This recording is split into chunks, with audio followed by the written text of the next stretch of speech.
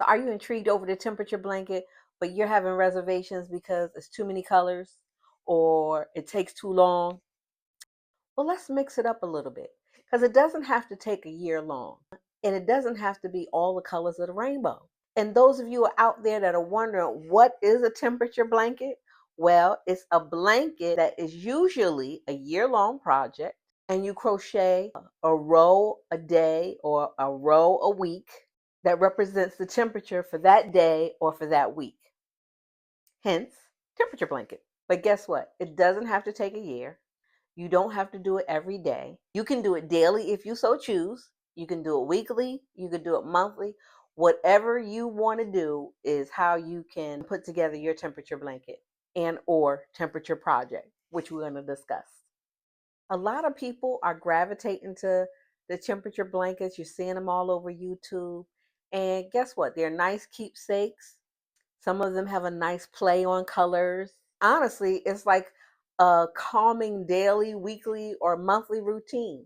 But you'll find that a lot of people don't complete their temperature blankets because committing to crocheting a row a day for 365 days can be a little much, can be a little cumbersome, overwhelming, etc., etc., etc.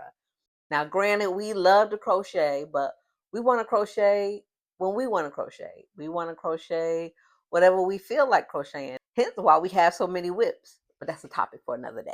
Some people might not finish it because of the size. It's too large. It takes too long. They get bored with the project. It can be costly. A number of reasons why people don't complete their temperature blanket.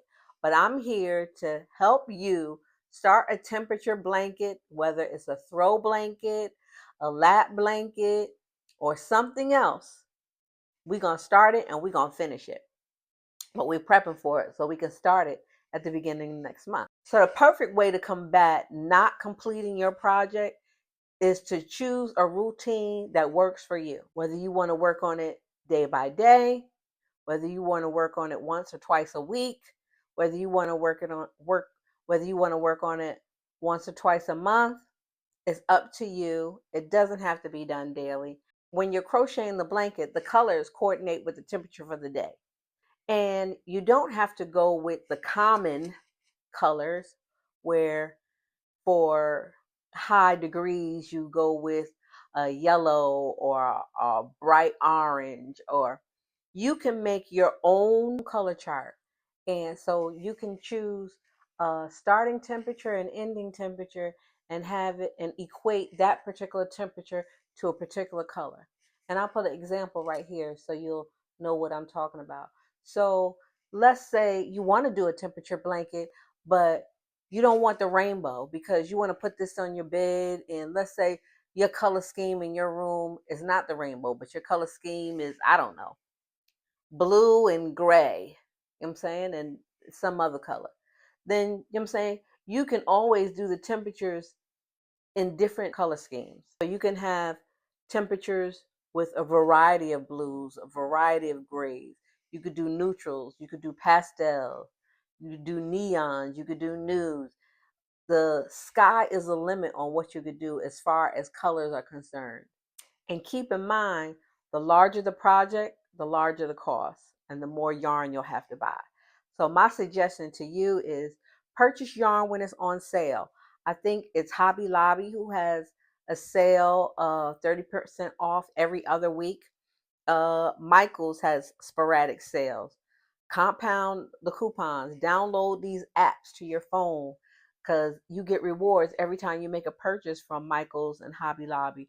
And you can use those rewards and coupons or whatever they give you inside the app to combine them with other sales that are going on in the store so you can save when you're purchasing this yarn. When you're purchasing yarn for the project, you don't have to buy all the yarn at one time. You can buy a few skeins at one time, little by little by little. And that way, it's not such a big cost up front. Then you have to decide what type of project do you want to do. Do you want to just do all stripes on your project? Do you want to do granny squares? Do you want to do big granny squares, regular size granny squares, the little granny squares? You doing it for, if you decide to do it for a whole year, that's the perfect time to do the little granny squares, if you so choose. Let's say you don't want to do the stripes or the granny squares. You can do different shapes. You can do hearts, you could do flowers, you could do hexagons. The sky is the limit, so don't limit yourself. And then let's say, okay, doing this for a whole year is too overwhelming. You can do it governed towards birthdays or holidays or different milestones that are happening in your life. It doesn't have to be a daily temperature. It could be a temperature on different dates throughout the year. And let's say you're not interested in the blanket. Uh, you have a gamut of other things you could do. You could do a temperature scarf, which is a short-term project. You could finish it quicker. It won't take a year long. Or you could do it for a year long if you want and do one row a day or one row a month. You could do a shawl. As you're incorporating the temperatures, the color could fade in and out throughout the year. You could do a beanie or a hat set. You could make one for each season by doing weekly or monthly temperature averages. You could do a tote bag, which is totally functional and doable. You could do a sweater or a cardigan, doing daily or weekly stripes, which would make a nice, unique, wearable piece.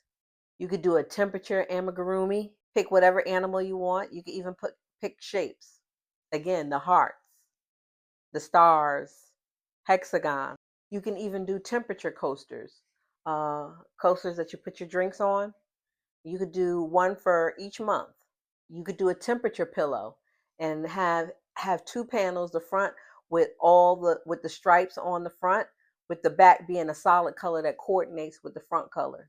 You could do a temperature wall hanger, something that's small, artistic, and decorative that coordinates with your space, which is perfect for people who don't want to invest the time in a large project. Then just some tidbits on how to stay consistent so you don't get burnt out over this project.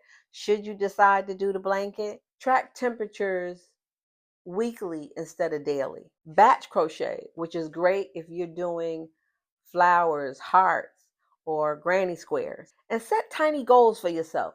Set aside 5 to 15 minutes of crochet time just for your temperature project, which will make it less stressful for you because everybody has 5 or 15 minutes to designate to a project, to a crochet project, especially if you like doing it.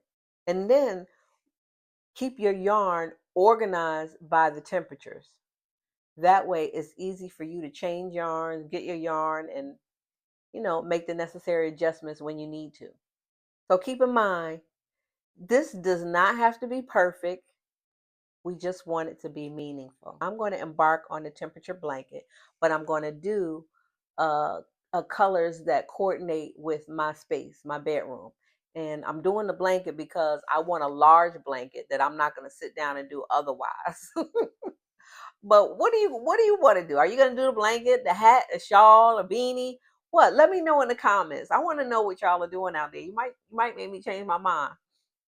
Let me know. Let's join in and do our project together. We can work on it every first Saturday of the month, starting in January. What do you say? Let me know in the comments. Let me know how you feel about that. Personally, I'm excited about starting a temperature blanket. I'm anxious on how it's going to look. I'm anxious in the stitches that I'm going to use. Oh yeah, I forgot to even mention that. The stitching. There's a gamut of stitches. We don't have to always stick to double crochet. I bought some Tunisian crochet needles that I'm excited to get out. I'm not sure if I'm going to use them for this blanket, but there are some new stitches that I want to try out. So here's the perfect time to try out some new stitches, and just make this fun and exciting. And every time you finish a project, I don't know about you, every time I finish a project, look, no matter what it looks like, I'm proud. I'm proud of it because it's something I put together. So it took my time, my effort, my love went into it. So I appreciate it.